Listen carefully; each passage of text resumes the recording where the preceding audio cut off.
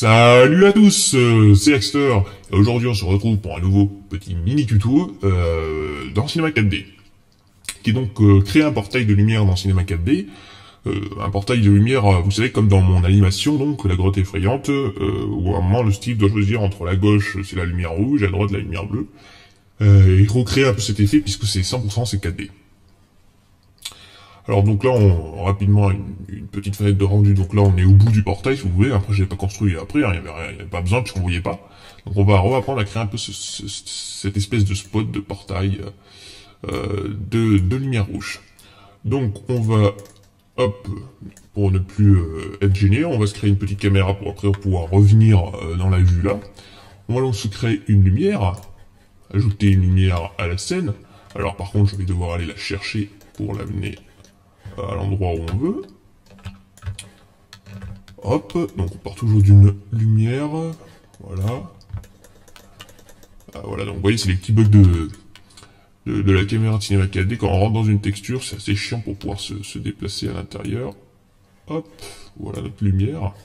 Et on va donc, vous pouvez faire comme vous voulez, hein. Moi je vais lui appliquer les réglages pour refaire exactement la même, hein, mais ou presque la même.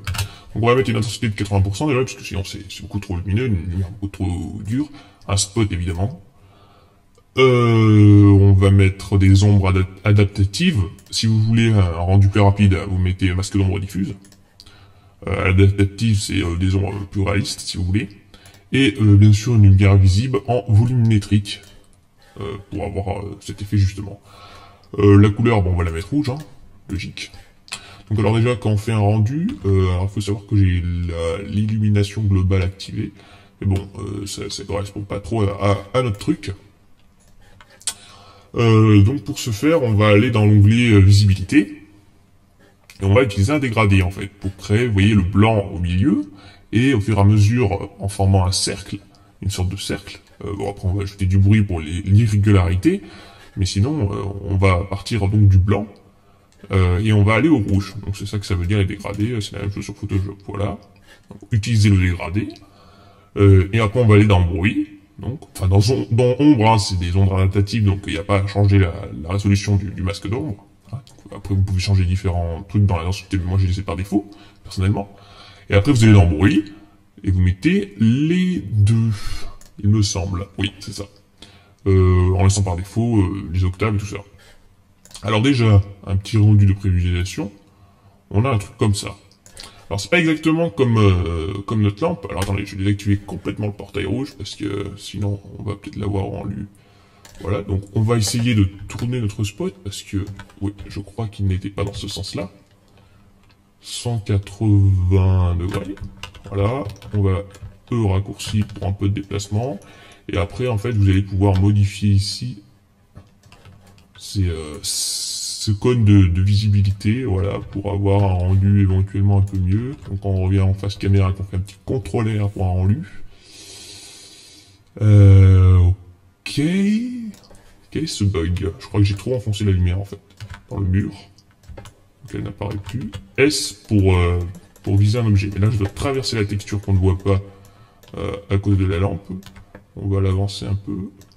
Et si je fais un petit rendu interactif, voilà, déjà on la voit mieux, on se remet en vue caméra, enfin en fait il fallait avancer un peu le cône blanc, donc déjà on a une lumière qui ressemble un peu. Alors l'avantage du bruit c'est qu'on peut l'animer, donc voilà, on peut avoir des petits effets sympas de portail. Par contre, moi, ce qui me manque là c'est le cône de visibilité en fait. Alors dans ma lumière, dans la visibilité, d'habitude on peut modifier, alors je rentre dans la texture, ça c'est chiant, mais ça c'est comme ça vous naviguez directement dans les couloirs que vous avez créés, mais oui, non mais le cône de visibilité est bien là, mais bon après c'est à vous de faire vos propres réglages personnalisés, hein. Là je vous montre la démarche à suivre pour faire une sorte de lumière comme ça. Après la lumière, hein, en tant qu'objet, vous pouvez l'augmenter bien sûr pour avoir après un petit rendu un peu mieux. Voilà, bon moi, pour le rendu, je vous avais pas expliqué dans Making of, hein, mais c'était assez simple, hein, c'était du turbulence avec des renders cochés, sinon on n'a pas la simulation, un effet de lueur pour la lune, une illumination globale avec du cache dit radiance basse, bien évidemment, et basse ça veut dire 50% quand même d'efficacité, hein, donc ça veut pas dire leur 30% ou 10%. Et de l'occlusion ambiante, où j'ai sorti en minimum 10,64, hein, pas besoin de faire plus, vous voyez, il n'y a pas eu de défaut au niveau de l'occlusion ambiante, donc ça a été correct, on laisse le dégrader par défaut. Et bien sûr en évaluant l'auto-transparence pour mes plans de dynamisme qui ont été appliqués. Voilà, en espérant que ce petit tuto vous aura été, ce mini tuto vous aura été utile. Salut à tous, c'était Axter. Si vous avez apprécié cette vidéo, n'hésitez pas à mettre un j'aime, à commenter et vous abonner pour voir mes prochaines vidéos.